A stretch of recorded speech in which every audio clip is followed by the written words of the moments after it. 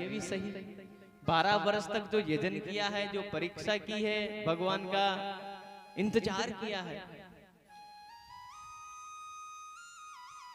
लेकिन संध्या आरती हो गई। ऐसे इंतजार करते करते शयन आरती हो गई, लेकिन नंद लाल नहीं।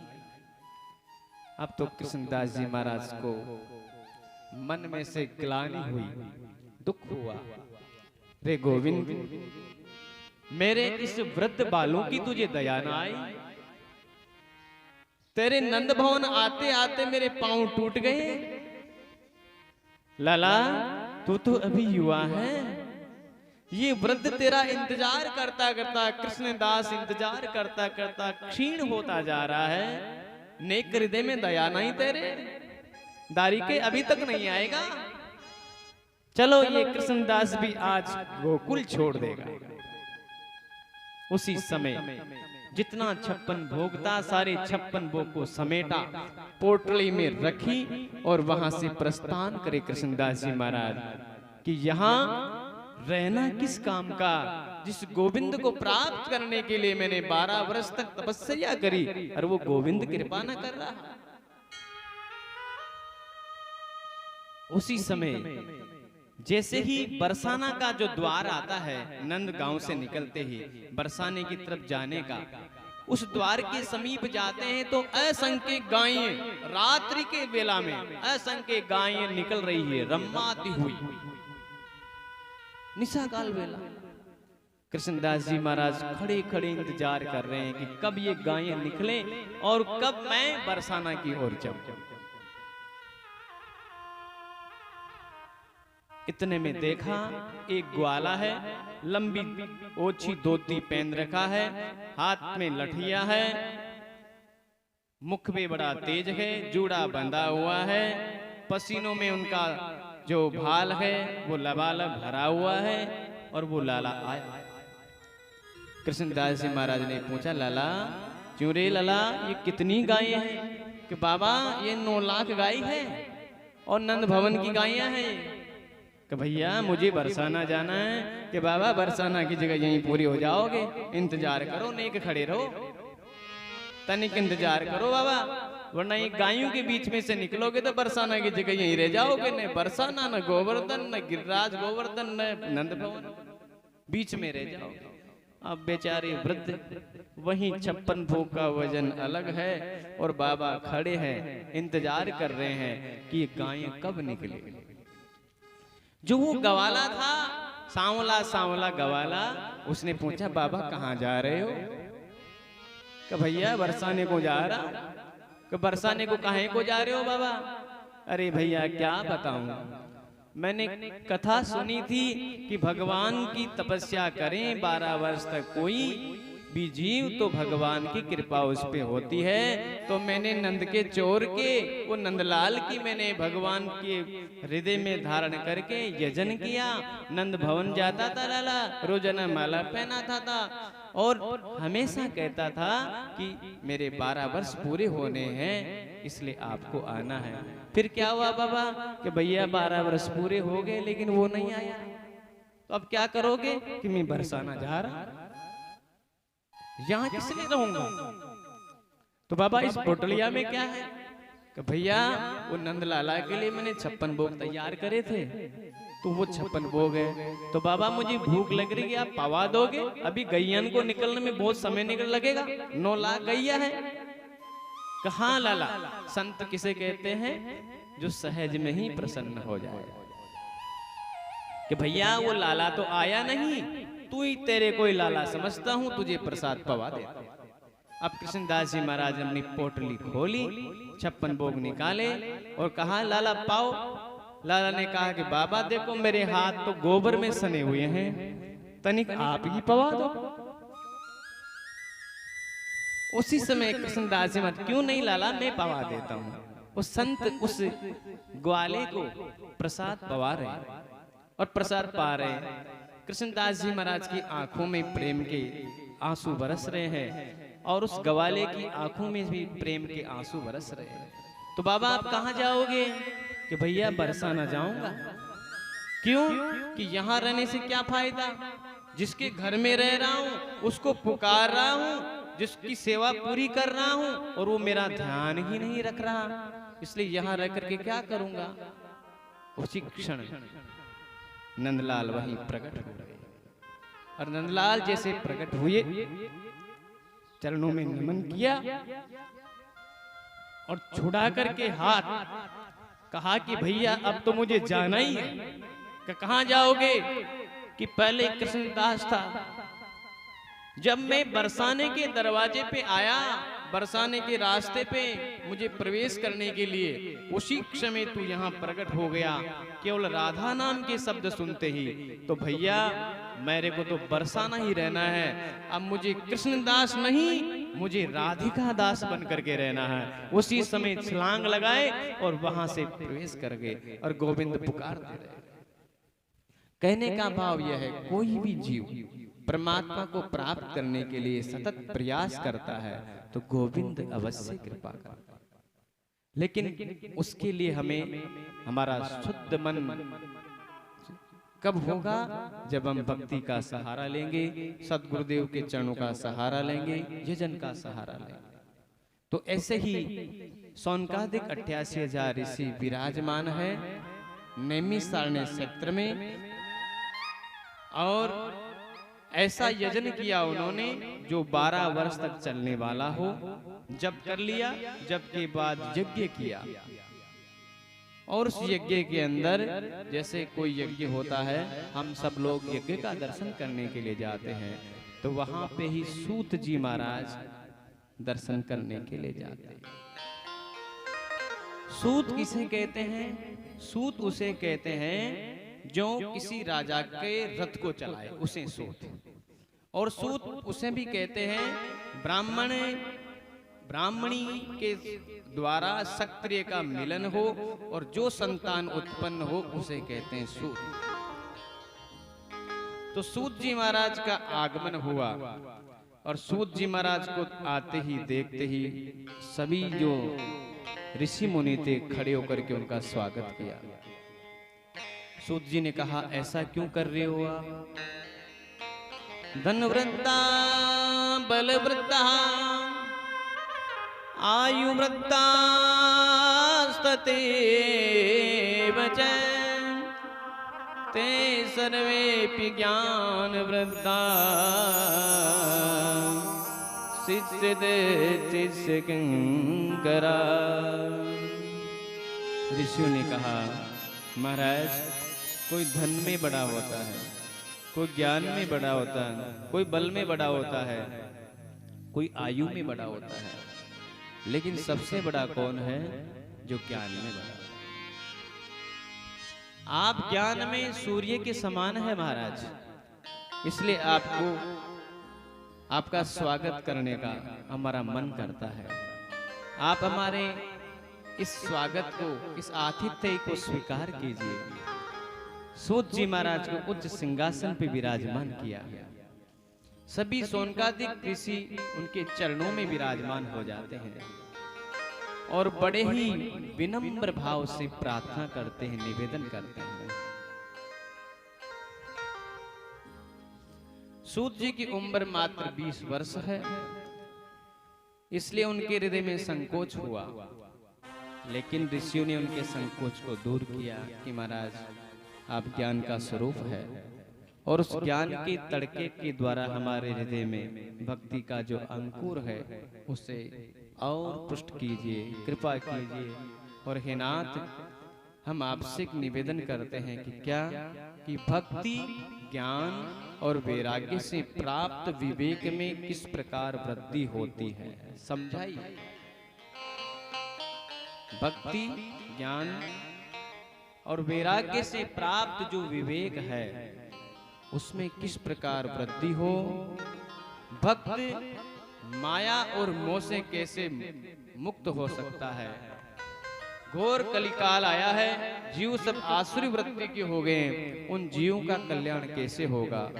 पवित्र श्री कृष्ण को प्राप्त करने का साधन बताइए। प्रीति सोनक चेतते ऋतो वच्मि विचार्य च मैंने भगवान के हृदय में धारण करके यजन किया। नंद भवन जाता था, रोजाना माला पहनाता था और हमेशा कहता था कि मेरे 12 वर्ष पूरे होने हैं, इसलिए बरसाना था। तो बाबा इस पोटलिया में क्या है? तो भैया तो बाबा मुझे भूख लग रही है, आप पवा दोगे? अभी गैया को निकलने में बहुत समय निकल लगेगा।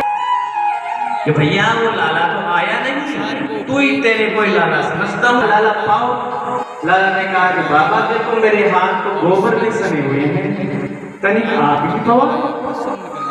ऐसा कोई साधन। दासी महाराज की आंखों में प्रेम के आंसू बरस रहे हैं और उस गवाले की आंखों में भी प्रेम के आंसू बरस। भक्ति ज्ञान और वैराग्य से प्राप्त विवेक में वृद्धि करने वाला और भगवान श्री कृष्ण के चरणों की प्राप्ति करने वाला जो उपाय है उसके बारे में आपसे। आज की स्थिति में दो चीज गड़बड़ हो रही है, दो गद्दियां गड़बड़ हो रही है, यद्यपि नहीं बोलना चाहिए। एक राजगद्दी, दूसरी व्यास गद्दी। राजगद्दी और व्यास गद्दी गड़बड़ है। नेता बनने के लिए भी कोई पढ़ाई की जरूरत नहीं है और व्यास गद्दी पे भी बैठने के लिए जरूरत ही नहीं, कोई भी बैठ जाता है। कोई पुस्तक लेके आ जाता है, कहाँ पर अध्ययन किया, कहाँ कुछ नहीं, अर्थ का अनर्थ कर देते हैं। इसलिए राजा के द्वारा राजगद्दी को अंकुशित किया जाए और व्यास गद्दी के द्वारा राजगद्दी को विस्तृत किया जाए, ये जरूरी है। हमारे सदग्रंथों को दुरुपयोग किया जा रहा है, लोग अर्थ का अनर्थ कर रहे हैं। कैसे? जैसे कोई व्यक्ति बीमार हो जाए और डॉक्टर कहे कि आपका ऑपरेशन होना है और उसको ऑपरेशन थिएटर में ले जाए और ऑपरेशन थिएटर में ले जाए, वहां वो विश्राम कर रहा है, प्रतीक्षा कर रहा है अपने ऑपरेशन की, अपनी शल्य चिकित्सा की। उसी समय कोई चिकित्सक आए और वो चिकित्सक कहे कि हम आपका ऑपरेशन करेंगे, लेकिन क्षमा करना सबसे पहला आपका ही करेंगे, अभी तो किया नहीं, पहली ट्राई आपसे। तो उस मरीज की क्या स्थिति होगी? वो मरीज चाहिएगा ना कि जिसने बहुत अभ्यास किया है, जिन्होंने जीवन पर्यंत कहीं काम किए हैं, ऐसे दक्ष व्यक्ति से, ऐसे दक्ष चिकित्सक से मैं ऑपरेशन करूं। तो वैसे ही इस व्यास गद्दी की स्थिति हो रही है। मां सरस्वती भी डर जाती है कि मेरे शब्दों के अर्थ का अनर्थ करेंगे लोग। तस्मात् परम किंचिन मनः शुद्धेन विदते जन्मांतरे भवेत् पुण्यं तदा भागवतं लभे। भागवत महापुराण से अधिक मन को पवित्र और शुद्ध करने वाला कोई साधन नहीं। इसलिए जन्म जन्मांतर के पुण्यों का फल जब मिलने का होता है, तब भागवत सदग्रंथ की प्राप्ति होती है, कहने और सुनने का लाभ प्राप्त होता है। सुखदेव जी जब कथा सुनाने को लगे, तब परीक्षित महाराज जो गंगा के किनारे विराजमान थे, तो वहां पे देवताओं को मालूम पड़ा कि महाराज परीक्षित को सुखदेव मुनि भागवत कथा का रसास्वादन करा रहे हैं। उसी समय सारे देव इकट्ठे हुए और एक अमृत का कलश लिया और अमृत का कलश लेकर के वो पधारते हैं। एवं विनिमये जाते सुदाराज्ञा प्रपीयताम् प्रपास्यामो वयं सर्वे श्रीमद्भागवतामृतम्।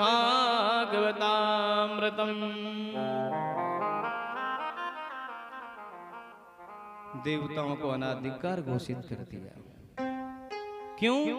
क्योंकि वो कथा को खरीदने के लिए आए थे। उन्होंने कहा कि आप हे महाराज सुखदेव जी ये कथा अमृत हमें सुन पिला दीजिए, और ये जो अमृत रूपी जो कुंभ है, जो अमृत रूपी जो कलश है, इसमें जो अवस्थित जो अमृत है ये परीक्षित को पिला दीजिए। जो परीक्षित का श्राप दूर होगा, अर्थात परीक्षित मरेंगे नहीं, और हमें भागवत रसास्वादन करा दीजिए। क्वै सुधा कै कुथा लोके कै पांचवे कै मणि महान। लेकिन सुखदेव जी महाराज ने कहा कि कहाँ सुधा अमृत और कहाँ ये कांच के टुकड़े वाला अमृत। भागवत रूपी तो सुधा का अमृत रूपी है। अभक्तांश विज्ञाय न दतोस्य कथामृतम श्रीमद् भागवता व्राता सुराणापि दुर्लभ। इसलिए अभक्त समझ करके, जान करके, विज्ञाय गे प्रिय क्रिक, यहाँ एक सूत्र से अज्ञे बनता है, और विज्ञाय अभक्त जान करके उन देवताओं को महाराज सुखदेव जी ने हटा दिया, भेज दिया, और वो कथा अमृत श्री परीक्षित महाराज को पिलाया। गंगा में सभी स्नान करने के लिए जाते हैं, लेकिन प्रत्येक व्यक्ति पवित्र नहीं हो पाता। तन भले ही पवित्र हो जाए, हम कितने ही कथा का रसास्वादन कर लें, अगर भाव से नहीं करेंगे ना, तो हमारे हृदय के अंदर अवस्थित जो मलिन मन ये पवित्र नहीं होगा। हम हृदय के भाव को भगवान के चरणों में हमारे मन को समर्पित करके और पूर्ण रूप से सरेंडर करके, खाली होकर के, रिक्त होकर के कथा का रसास्वादन करेंगे, तब जाकर के उस सांवरे सरकार की कृपा होगी, और वो सांवरे सरकार का हमारे हृदय में आगमन होगा भक्ति देवी के साथ। तो सौनकादिक ऋषियों से श्री सूत जी महाराज कथा सुना रहे। सुखदेव जी ने देवताओं को तो भगा दिया, वो कथा अमृत सुखदेव जी ने राजा परीक्षित को पिलाया, और 7 दिन की कथा से परीक्षित मुक्त हो गए। ये कथा नारद जी ने श्री सनत कुमारों के मुख से सुनी थी। तब सौनकादिक ने पूछा कि नारद तो सदा घूमते रहते हैं, और सौनकादिक ऋषियों ने पूछा कि नारद सदा घूमते रहते हैं और सनत कुमार इत्यादि तो कहीं जाते ही नहीं हैं, तो इनका मिलन कहाँ हुआ? नारद जी ने कथा का श्रवण क्यों किया, जबकि नारद जी ने इस कथा का श्रवण अपने पिता ब्रह्मा से कर लिया था। तब सूत जी ने कहा कि एक बार नारद जी बड़ी तीव्र गति से जा रहे थे, सनत कुमारी जी चारों भाइयों ने देखा और पूछा, कथम ब्रह्मन् दीन मुख कुतश्चिन्ता तुरो भवान् त्वरितं गम्यते कुत्र कुतश्चागमनं तव। जैसे कोई व्यक्ति कहीं किसी विशेष काम से जाता है और उसका ध्यान उस विशेष काम के ऊपर ही रहता है, कोई बीच में राधे राधे राम राम करे तो उसे कहेगा राधे राधे राम राम करते निकल जाएगा, क्योंकि उसको उस मंजिल तक पहुंचना है। तो यहाँ पे नारद जी महाराज का ध्यान मंजिल कहाँ है? श्री बद्रीनाथ भगवान के दर्शन करने का। बद्रीनाथ बद्री विशाल के दर्शन करने के लिए जा रहे हैं। क्यों जा रहे हैं? भगवान के हृदय में धारण करके यजन किया, नंद भवन जाता था, रोजाना माला पहनाता था, और हमेशा कहता था कि मेरे 12 वर्ष पूरे होने हैं, इसलिए कहाँ से आ रहे हो? यहाँ से निकलूंगा। आप उदास क्यों लग रहे हो? तो बाबा इस पोटलिया में क्या है? तो भैया, तो बाबा मुझे भूख लग रही है, आप पवा दोगे? अभी गैया को निकलने में बहुत समय निकल लगेगा। तो भैया वो लाला तो आया नहीं, तू ही तेरे कोई लाला समझता हूँ, लाला पाओ। लाला ने कहा कि बाबा देखो मेरे हाथ तो गोबर में सने हुए हैं, तनिक आप ही पाओ। दास जी महाराज की आंखों में प्रेम के आंसू बरस रहे हैं, और उस गवाले की आंखों में भी प्रेम के आंसू बरस। नर नारायण के द्वारा दिया हुआ ज्ञान जो हम प्राप्त है, उस ज्ञान को जो दें उसे कहते नारद। नरस्य अज्ञानम नारम, नारम अज्ञानम इति खंडयति नारद। अथवा अरम अल्पम न अरम अल्पम तद ददापीति नारदम। अनल्प वस्तु प्रदान करें या दान करें उसे कहते हैं नारद। और अनल्प वस्तु क्या है? भगवान की प्राप्ति। तो नारद जी महाराज तीव्र गति से जा रहे, तो नारद जी महाराज से प्रश्न किया, तो नारद जी महाराज रुके, देखा आवाज कहां से आई। सनत कुमारों के दर्शन हुए तो प्रणाम किया, नमन किया। प्रश्न किया कि कहां से आ रहे हो, कहां जा रहे हो, और आपका जो मन है, जो मस्तिष्क है, आपका जो मस्तिष्क है, मुखमंडल है, ये प्रसन्न नहीं दिखाई दे रहा, ये चिंतित दिखाई दे रहा, क्या कारण है? तो नारद जी महाराज ने हाथ जोड़ा, हाथ जोड़कर क्या कहा? अहम तो पृथ्वीं या तो ज्ञात्वा सर्वोत्तमामिति पुष्करं च प्रयागं च काशीं गोदावरीं तथा। हे महाराज, मैं पृथ्वी पे गया। नारद जी तो सातों लोकों में जा सकते हैं, तो महाराज मैं पृथ्वी पे गया। और क्यों गया? ज्ञात्वा सर्वोत्तमामिति, ये जानकर कि सारे लोकों में पृथ्वी लोक श्रेष्ठ है। क्यों श्रेष्ठ है? क्योंकि यहाँ हरि भजन मिलता है और किसी लोक में नहीं मिलता। और कहाँ कहाँ गया? पुष्करम च प्रयागम च काशीं गोदावरीं तथा। कि हे नाथ, मैं पुष्कर गया, तीर्थ गुरु पुष्कर गया, प्रयाग तीर्थों के राजा के वहां गया, काशी विश्वनाथ भगवान के वहां गया, गोदावरी वहां गया, सब जगह दर्शन किया महाराज। हरि क्षेत्र गया, कुरुक्षेत्र गया, रामेश्वरम गया, लेकिन महाराज मुझे कहीं पे भी शांति नहीं मिली। ये देवर्षि नारद की स्थिति है, तो हम तो साधारण जीव है, हमारी स्थिति क्या होगी? और महाराज शांति नहीं मिली, लेकिन मैं गया किस लिए था? क्योंकि पृथ्वीलोक सबसे श्रेष्ठ है। श्रेष्ठ क्यों है?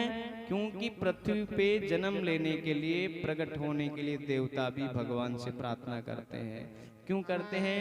क्योंकि यहाँ पे हरि नाम मिलता है, भगवान का सत्संग मिलता है। लेकिन मुझे ना पश्यम कुतश्चरम मन संतोष कारकम कलिना धर्म मित्रेण धार्यं बाधितां धुना। मैं सर्वश्रेष्ठ समझ के गया नाथ, लेकिन वहां पे मैंने क्या देखा? ना कोई सच बोलता है। और ये सत्य है, कोई सच बोल के राजी नहीं।